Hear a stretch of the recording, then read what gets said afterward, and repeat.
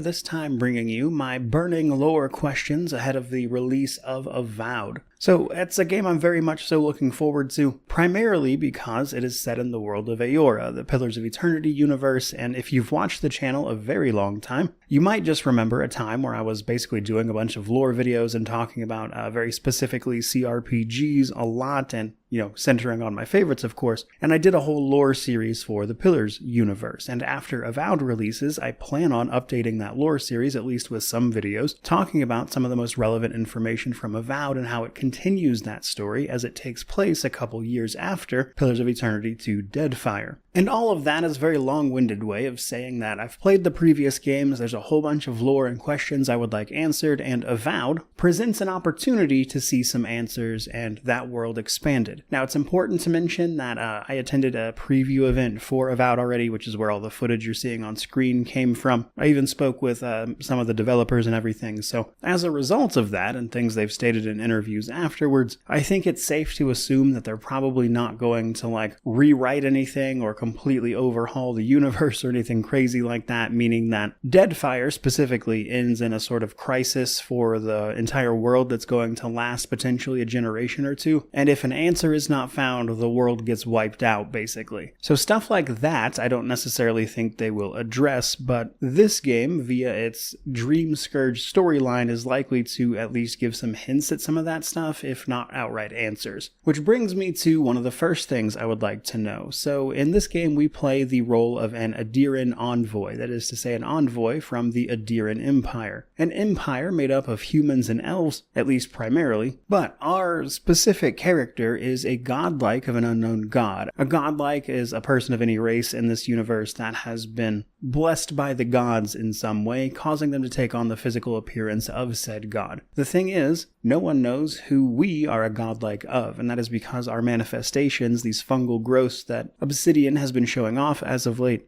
don't correspond to any of the known deities. And while there is a nature god, a Gallowayne who is known for making nature godlike, that's all, normally like plant life and stuff, and fungus is actually very distinct from plant life, so it's not exactly the same thing. Now this one, I think we're likely to get an answer to, basically because it's a central pillar of the plot. It's probably the most likely thing we'll get answered, which is, who is this deity that we are the godlike of? Now, I think the answer to that question has the potential to have other more widespread effects on the lore and the universe for a whole host of different reasons, basically because where has this deity been? What have they been doing? Why are they constantly saying they've been woken up from a slumber of some sort recently? What does that have to do with the ending of Pillars of Eternity to Deadfire, which saw the cycle of reincarnation broken? So all in all, that question is number one here because I think it's going to have the most widespread effects alongside, the actual main plot of Avowed. Very interested in seeing what goes on there, which brings me to my next point. So we are headed to the Living Lands. The Living Lands have been colonized by the Adiran Empire, and the Adiran Empire is known for worshipping Wodika, the god of rightful rule, justice, law, and her paladin order, the Steel Garrote, is also in the Living Lands. The thing is, the Inquisitor that is leading them is actually an Inquisitor we killed in Deadfire if we did a side quest that involves those characters. That person should be dead, so we have to ask ourselves how that person came back to life, though it's a big magical fantasy universe, so, somehow Palpatine returned. And honestly, the most likely answer there is simply Wodika. She has been known to specifically protect some of her servants from the wheel, which was a big part of the first game as an example. That's probably at the very least the how, but it does bring me to my next point. You see, Wodika comes up a lot, both because she's the sort of primary deity of the Adiran Empire, but also because, factions like the Steel Garrote, which directly serve Wodika, are present here in the Living Lands and clearly made to be part of this story, to the point that they're resurrecting old characters to make that happen. And it's probably worth a mention that for a while there, Wodika was sort of like the ruler of the pantheon of gods. Not so much these days, mind you, especially since they've all more or less lost their primary power since the events of the second game. But I mention all that because if anybody knows what this other deity is that you are the godlike of, it would likely be Wodika, and the fact that she keeps sticking her nose in everywhere, and simply put, what is she looking for? Which brings me to a sort of secondary point I would like answered is, what is going on with the rest of the gods. As I just mentioned a moment ago, they've all recently lost a huge chunk of their power and have largely retreated from answering people and their prayers. The rest of the godlike besides you disappeared after the events of Deadfire for a very specific reason, and because of this, the only gods that we even see talked about much at all are Woedica and Eothas. Eothas is the god who inhabited an Audra statue, pillars of souls, pillars/conduits of soul energy, hence pillars of eternity, and he used that Audra statue to go destroy the wheel. We hear a little bit about Eothas, not directly mind you, but about events involving him in the Dawn Treader quest that they showed off previously, where we even get to meet a godlike of Eothas, which, as far as we know, might be the only other one besides you still hanging around.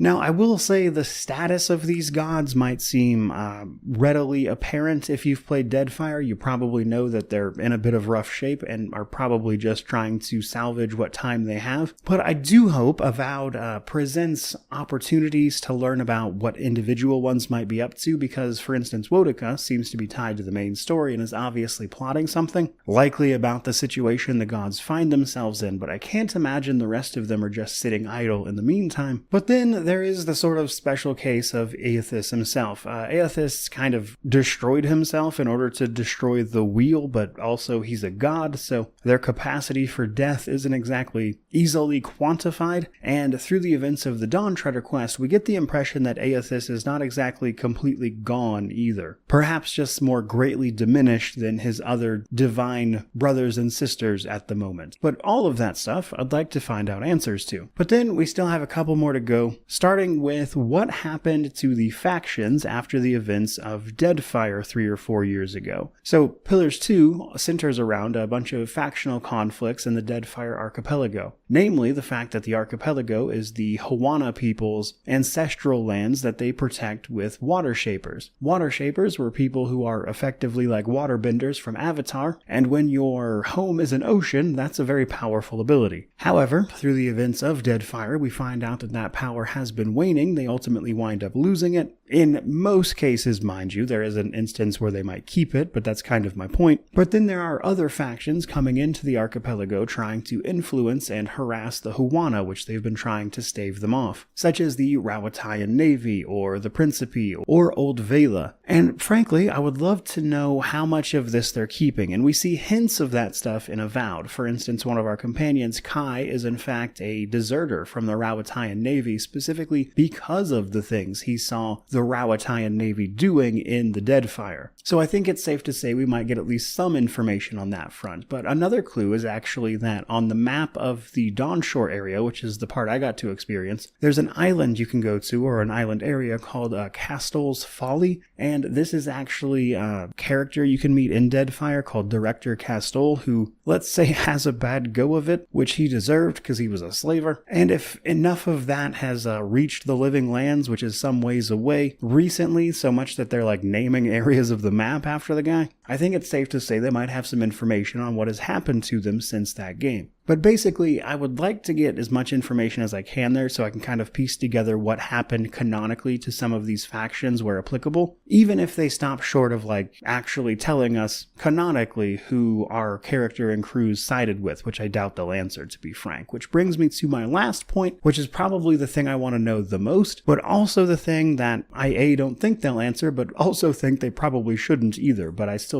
kind of want to know. And that is the fate of our party from Deadfire, of course, which is also by extension more or less the party from the first game as well. In Pillars 1 and 2, we play as the Watcher of Cadnua, someone who can see into the beyond and talk to the souls and manipulate those souls and solve specific problems that only a Watcher can, as an example. So they were kind of a special person, much in the way that our envoy here is a very specific kind of godlike, in a world where godlikes are extremely rare now. But through our travels and interacting with the story of Deadfire, not to mention all the personal quests we can get up to, all of our side quests and companions will lead them to potentially different outcomes. What happens to your Watcher could be based on a million different things. For instance, if you played a godlike, well, basically we know what happened to them already. And while there might be an outlier, like we see with the Eothas godlike in Dawn Treader, hopes aren't exactly high there, but you could write around it if you wanted to. And then in other instances, instances. What's, going on with somebody like Aloth, who may or may not be leading the Leaden Key, or what happened to Adir. Or, perhaps more interestingly, Deadfire actually gave you companions that represented a lot of the factions you could align yourself with, and because, we don't necessarily know what happened to each of those factions individually, it then becomes maybe a little more interesting what happened to the